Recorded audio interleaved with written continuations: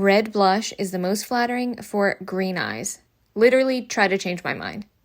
Red blush is very much in season at the moment because it's about to be summer. Everybody is craving that beautiful sun-kissed, a little bit sunburnt look, so I'm going to show you how to get that today. Regardless of your skin tone and your eye color, let's try this out. Start by taking a liquid bronzer or any sort of cream bronzer that you may have. Apply that to the high points of the face, on top of the forehead, the eyelid, the nose, and the cheekbones. This gives you an all-over glow. Now go ahead in with any full coverage concealer, or if you prefer wearing foundation, go ahead and apply that over your liquid bronzer. I'm spot concealing in the areas that I need, and then giving myself a little bit of a lift under that bronzer to kind of create a bit more of a contoured look. Covering up any blemishes, so then I can go straight in to my red blush, which I don't actually own, so I'm going to use a red lipstick.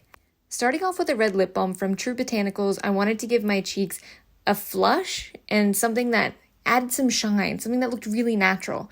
If this is enough for you, stop here. You can enjoy that. But if you want to go a step further, take your MAC Chili lipstick. Chili is my favorite because it kind of gives you like a rusty color. It's very much like a sunburn. So I place it on the tops of my cheeks and on top of my forehead where I would get the most sun naturally. This blush I think is so gorgeous when you have minimal makeup. So what I try to do is add any blush color that I have on my cheeks and my forehead to the top of my eyelid. That gives you just an all-around flush or glow, and it's really beneficial to make your look very cohesive.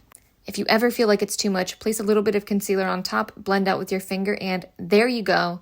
The most gorgeous red blush.